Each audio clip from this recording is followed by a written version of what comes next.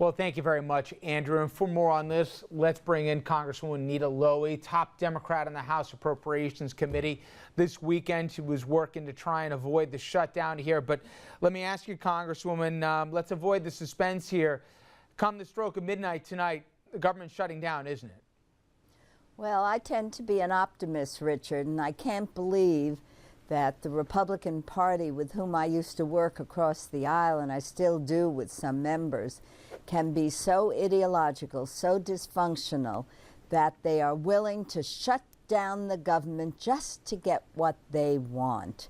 And for me, it's like try again. They tried to defund Obamacare 45, going on even more times, and yet they're not going to give up. And they know that the Senate is not going to defund Obamacare. They're not going to delay it for a year.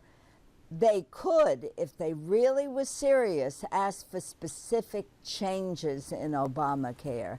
And then the Democrats in the White House would certainly sit down if it's a serious conversation. But the extremes of the Republican Party are just taking over. These folks, these Tea Party folks, for some of us, they're names, but you're in the same chamber as these.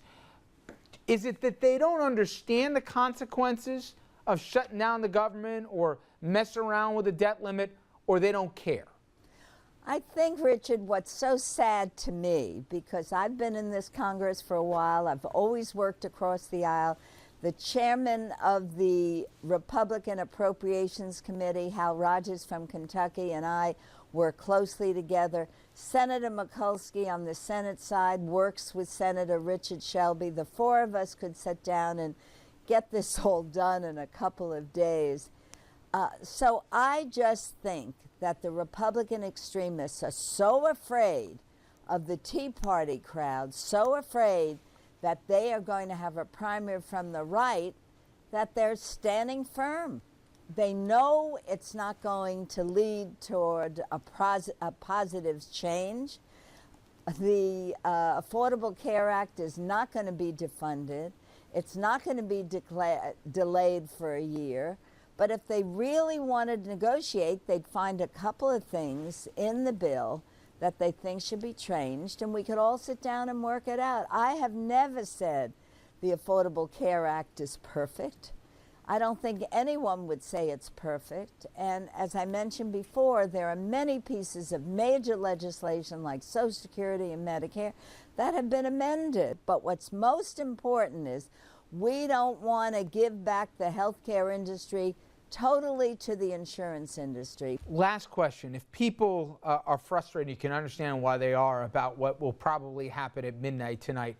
How scared should they be when the debt limit debate comes around just the 17th of October here? We're only a few weeks away from it, and everyone I talk to say, you're talking about real significant consequences if, in fact, anybody plays with that fire. How worried should we be? Oh, we should be very worried, because I've never seen such a group of extremist members that don't seem to care about consequences. They're more concerned about getting their message to the Tea Party, getting support from the Tea Party, and they're willing to shut down the government to do so. But when you take actions such as fooling around with the debt ceiling, and the full faith and credit of the United States of America is on the line, this is really problematic. What's so sad is people around the world are watching this, and we've become the laughing stock that we can't pay our bills on time, we can't work together. I just hope the wiser heads in the Republican Party will agree to work with the Democrats and deal with the continuing resolution, deal with the budget, and also not fight about the debt ceiling. Well, I wish you good luck. It sure sounds like you're going to need it here for the next few weeks here. Congresswoman Lowey, thank you again. Thank you very much. Thanks, Richard. Bye. At the Democratic side. Now, Andrew, what did the Republicans have to say about all this? Well, for that, we turn to the RNC, and I spoke with the Republican National Committee's Deputy Communications Director earlier today. Sarah, why are Republicans in Congress trying to shut down the government? I question your premise there. I don't think that Republicans in Congress are doing anything like that. Harry Reid got this bill on Saturday. He took Sunday off. I hope he enjoyed it. I don't know whether he was watching the Breaking Bad series finale or playing golf, but he took the day off. He actually canceled the leadership meeting. Now he's looking at the bill and saying he doesn't even want to negotiate, even though 17 members in the House, Democrats, voted against the medical device tax as well. I mean, this is all in the Democrats' court at this point, and they're just stonewalling. Well, let's focus on what's in the bill itself. The bill, and the question here is whether to extend the budget and shut the government down or not. Which party is the one that's putting conditions on whether to keep the government functioning or not? The Republicans have put forward a bill that fully funds the government through December.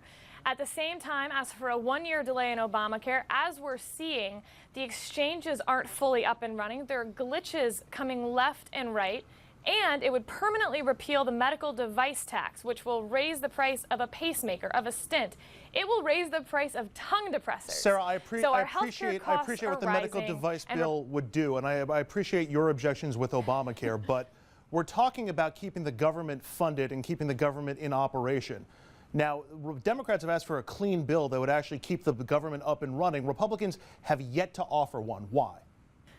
Nancy Pelosi has also said that we don't have a spending problem, that the cupboard is bare and there's no more cuts possibly to be made. The American people disagree with that. They think that we should be cutting spending, and they also are heavily concerned about the effects Obamacare is having on our economy. The Republicans are listening to the American people, and we're trying to do what's best for our economy, for growing jobs, and for fixing our country. That's a fair point, and concerns about the economy are certainly valid. Would shutting down the government, or even worse, would defaulting on our debt be good for the economy? Nobody wants that. Nobody wants to shut down the government on the Republican side, and we certainly don't want to default on the debt ceiling. That's why we've asked the president to come to the table. We've asked Harry Reid to come to the table. They've refused to do so. They've said that they absolutely won't negotiate, and they're holding this hostage, basically. But okay, we'll get to the who's holding what hostage in just a second. But the Republican Party are the ones who have attached Obamacare as a condition for both keeping the government open and for not defaulting on our debt, for extending the debt limit. So if there is concern, as you said, nobody in the Republican Party wants to shut the government down, nobody wants to default on our debt, why not offer clean options for alleviating both of those problems and dealing with Obamacare and issues around Obamacare in another separate bill? Is it because you can't get the votes? I take your point, but I think you could easily flip that and say, why is Harry Reid stating that we have to fully fund Obamacare? We can't even delay it for a year in order to fully fund the government. Republicans are following public opinion here. We're following Americans who are being put into part-time work. The unions are even for this.